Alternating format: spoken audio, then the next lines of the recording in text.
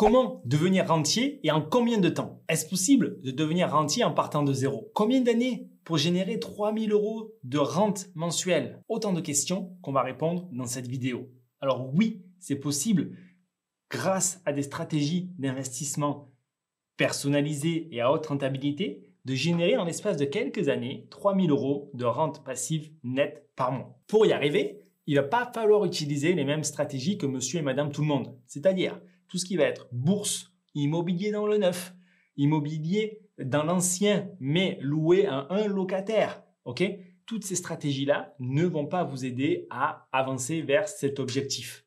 Il va falloir faire de l'immobilier dans l'ancien et utiliser des stratégies à haut rendement. C'est pour ça que dans cette vidéo, on va voir quelles sont les stratégies qui vont vous permettre le plus rapidement d'arriver à cet objectif de 3000 € de bénéfices nets par mois. La route, elle est assez simple. Tu as deux chemins. Les deux traitent de l'immobilier dans l'ancien parce que c'est la seule et unique place de marché où tu vas pouvoir utiliser l'effet de levier bancaire, c'est-à-dire investir dans l'immobilier avec de l'argent que tu ne possèdes pas, remboursé par des locataires qui en plus vont te payer les charges et te laisser au minimum 1000 € de bénéfices nets par mois. Tu en fais deux, tu en fais trois, tu as 3000 € nets par mois. Tu as deux routes, deux chemins, deux grandes stratégies. La première, prends des petites surfaces, des appartements que tu vas exploiter souvent en location courte durée. Et tu pourras faire des modes d'exploitation plutôt différentiels, on va dire, atypiques, insolites. Type le plus connu, des love rooms. L'inconvénient de cette route, c'est que, d'ici 3 ans, il y aura des love rooms partout. Ça va devenir beaucoup moins rentable, d'accord? Mais tu peux prendre d'autres thématiques.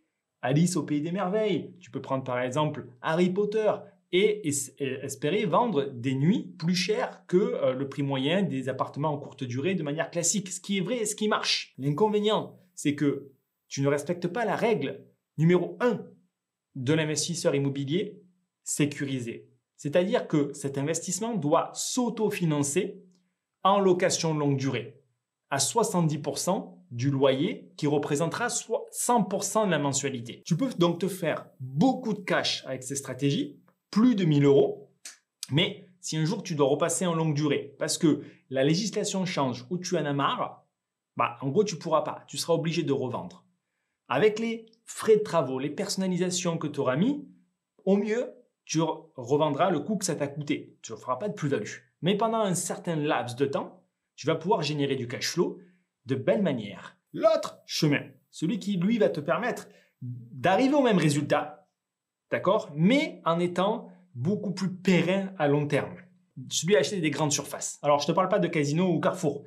Je te parle de grandes surfaces immobilières, des immeubles des rapports ou des maisons à diviser et à rénover dans lesquels on va créer plusieurs logements pour créer ton immeuble de rapport. On sera sur des projets un petit peu plus volumineux que l'appartement en longue durée qui va lui s'en sortir à 100 150 000 €. Là, de l'autre côté, on est plutôt sur 250 300 000 €, 350 000 € dans lequel on aura 4, 5, 6 appartements. L'avantage de cette stratégie, c'est que tout va s'autofinancer en location longue durée. Donc, tu es absolument ceinture et bretelle. Demain, tu veux mettre des boosters en courte durée classique, en courte durée atypique, insolite, burlesque. Tu peux. Colocation, co-living, tu gagneras un maximum de cash. 1000, 1500 € de bénéfices nets par mois. Voire plus, 2000, 2500 si tu mets l'ensemble en courte durée thématique. D'accord?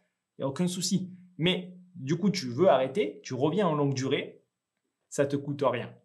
Et du coup, ton patrimoine, lui, va continuer à prendre de la valeur. Car non seulement tu auras créé un immeuble de rapport, mais en plus tu auras créé de la valeur en faisant des travaux de manière importante. Ce qui te permettra de revendre avec de la plus-value et de revendre même à la découpe avec énormément de plus-value. Oui, ces stratégies marchent. On peut faire la Love Room, le burlesque, le Harry Potter, le Alice au Pays des Merveilles, ce que tu veux. Moi, je te déconseille typiquement les jacuzzi, les cinéma rooms, etc. Tu veux revenir sur de la longue durée, ça va être des travaux supplémentaires. Reste décoration, il n'y aura pas de souci. C'est que du fictif quelque part, c'est que du marketing, c'est de la modélisation. Même, je te dirais même plus, tu peux faire 6 mois et hiver, décoration au ski, été, décoration à la plage et c'est que du modulable. D'accord? Mais là, tu vas créer de la valeur, tu vas faire des choses premium, tu vas faire des choses qui vont se louer et qui auront une thématique. Mais tu seras rentable en location longue durée. Et tu pourras revendre à la découpe, gagner de l'argent pendant la phase d'exploitation, gagner de l'argent à la revente.